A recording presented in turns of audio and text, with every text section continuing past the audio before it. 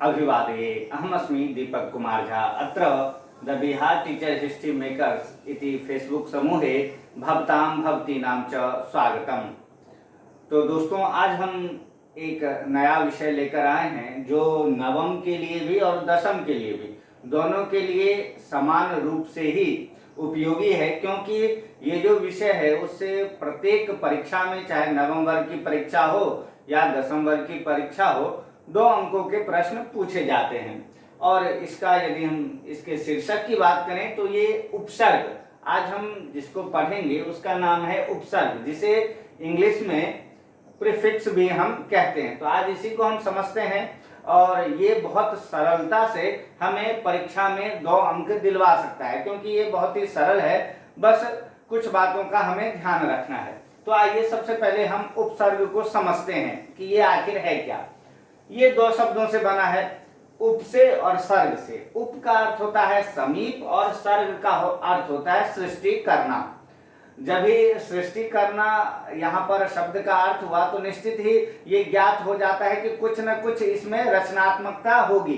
तो उपसर्ग का काम यही है। अब इसकी हम संस्कृत में परिभाषा देख लेते हैं। ये कहता है उपसर्गेण धात्वर्थो बलादन यत्र नीयते। इसका कहने का तात्पर्य है कि उपसर्ग के द्वारा धातुओं के अर्थ में बलपूर्वक परिवर्तन कर दिया जाता है। अगर हम हिंदी में इसकी परिभाषा दें तो उपसर्ग की शक्ति के प्रयोग से धातुओं का अर्थ बदल जाता है। हम लोग जानते हैं कि धातु किसे कहते हैं, धातु क्रिया को कहते हैं। जैसे गम धातु मतलब जाना, क्रीड धातु अर्थात खेलना। तो ये सब चीजें क्या है, ये सब धातुएं हैं। अब इस पंक्ति को हम बाद में समझेंगे। अब बात आती है, हमने तो ये जान लिया कि उपसर्ग का काम क्या है, धातुओं के अर्थ में परिवर्तन लाना या नए शब्दों का निर्माण करना। अब बात आती है कि उपसर्ग कहाँ लगता है। तो उपसर्ग हमेशा धातु के प्रारंभ में लगता है। इस बात को हमेशा याद रखना है कि उपसर्ग कहाँ लगता है, तो हमेशा धातुओं के प्रारंभ में ही उपसर्ग लगता है। अब इसकी संख्या कितनी होती है, दूसरा प्रश्न हमारे सामने आता है। तो संस्कृत में उपसर्गों की संख्या 22 होती है, 22। इसकी संख्या कितनी होती है, 22। अब ये कौन कौन से होते हैं, तो यहां पर है सबसे पहले प्र, परा, अप, सम, अनु, अव, निस, निर, दुष, दुर, वी, आंग। आंग की जगह आ भी प्रयोग में आता है। अ, नी, अधि, अपि, अति, सु, उत, अभि, प्रति, परि, अप। ये 22 उपसर्ग हैं संस्कृत के। अब जैसे एक उदाहरण देते हैं। अब हम इसका, मैंने बताया था आप लोगों को कि इसका अर्थ हम बाद में समझेंगे। अब उदाहरण के रूप में देखिए कि ये कैसे अर्थों को बदल देता है। हमारे पास एक शब्द है हार। हमारे पास शब्द क्या है, हार। हार का अर्थ क्या होता है, पराजित। अब यहाँ पर उस हार शब्द के आगे में हमने उपसर्ग क्या लगा दिया, प्रो। प्रो उपसर्ग है ना, हमने प्रो उपसर्ग लगा दिया तो क्या हो गया, प्रहार अर्थात मारना। उसी तरह प्रहार, उसके बाद हमने क्या किया, उसी हार शब्द में आ उपसर्ग लगा दिया तो क्या हो जाएगा, आहार। आहार अर्थात खाना। उसी तरह हमने उसी में हार शब्द में ही क्या लगा दिया, सम उपसर्ग लगा दिया तो क्या बना, संहार अर्थात संहार करना। उसी के बाद उसी हार शब्द में हमने एक उपसर्ग लगा दिया वी। वी उपसर्ग भी इसी 22 में है। ये देखिए वी। वी का अर्थ क्या हो गया, जब हमने हार में वी उपसर्ग आगे में जोड़ दिया तो हो गया विहार। विहार अर्थात हो गया घूमना। तो आपने देखा कि शब्द एक ही है, हार, हमने उसमें अलग अलग उपसर्गों को जोड़ा तो उसके शब्द बदलते चले गए। यही काम हमें भी करना है। नए नए शब्दों का निर्माण हम कब कर सकते हैं, किसके माध्यम से, तो उपसर्ग के माध्यम से।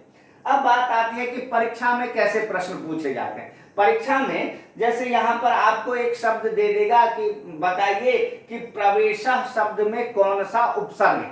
तो मैंने आपको पहले ही बताया कि आपको कहीं देखने की आवश्यकता नहीं है, आपको केवल ये 22 उपसर्ग याद रखने हैं। प्र, प्राप, सम, अनु, अव, निस, निर, दुर, दुस। आप 2-4 बार इसे अभ्यास करेंगे तो निश्चित रूप से आपको ये 22 उपसर्ग याद हो जाएगा। आप केवल आगे में देखेंगे। अब जैसे ये प्रवेश शब्द है तो इसके आगे में क्या है, प्र, तो इसमें प्रवेशा में उपसर्ग कौन सा लगा हुआ है, तो प्र उपसर्ग लगा हुआ है। लेकिन इसके लिए आपको ये 22 उपसर्ग याद होने चाहिए। अब फिर प्रश्न है, दूसरा प्रश्न पूछ देता है कि परामर्शा में कौन सा उपसर्ग है, तो इसमें परामर्शा में कौन सा उपसर्ग है, परा, परा उपसर्ग है। उसके बाद आदाय में कौन सा उपसर्ग है, तो पहले शब्द को देखेंगे आ, आदाय में कौन सा उपसर्ग है, तो आ उपसर्ग है। उसी तरह निस्संदेह में कौन सा उपसर्ग है, तो निश उपसर्ग है। उसके बाद विकास में कौन सा उपसर्ग है, तो वी उपसर्ग है। संस्कृति में कौन सा उपसर्ग है, तो पहले वाले को देखेंगे तो सम, सम उपसर्ग है। दुशासन में कौन सा उपसर्ग है, तो दुष। अनुचर में कौन सा उपसर्ग है, तो अनु। अपयसा में कौन सा उपसर्ग है, तो अप। अत्यधिका में कौन सा उपसर्ग है, तो अति। ये दो शब्दों से बना है, अति और अधिक में, तो पहला जो शब्द है अति आता है, इसलिए अत्यधिका में कौन सा शब्द होगा, कौन सा उपसर्ग है, तो अति उपसर्ग है। अब हम गलती कहां करते हैं, आप देख रहे होंगे कि कुछ शब्द है जैसे सम, मौ में हलंत लगा हुआ है, हलंत लगा हुआ है, इसका अर्थ क्या हुआ, मौ क्या है, मौ आधा है। तो हम कई बार जल्दी में जब हमें दिया जाता है कि सम उपसर्ग से कोई शब्द बनाओ, तो हम मौ को पूरा जैसे हम लिख देते हैं समान। हम तो ये सोचते हैं कि हमने उत्तर सही लिखा, लेकिन वो गलती है। जब हम समान लिखते हैं तो इसमें क्या आ जाता है, इसमें मौ पूरा हो जाता है। हमें ऐसा शब्द का निर्माण करना है जिसमें मौ आधा हो, तो इसको हम सम्मान, यहां हमने जो शब्द बनाया उसमें ये सम उपसर्ग है। तो इन बातों का हम ध्यान रखेंगे। तो ये बहुत ही आसान है, हमारे 2 नंबर पक्के हमें परीक्षाओं में मिलेंगे। तो आशा करता हूं आप इस चीज को समझ गए होंगे। अगली कक्षा में हम नए तथ्यों के साथ आपके सामने उपस्थित होंगे। तब तक के लिए दीपक को दीजिए अनुमति। नमस्कार।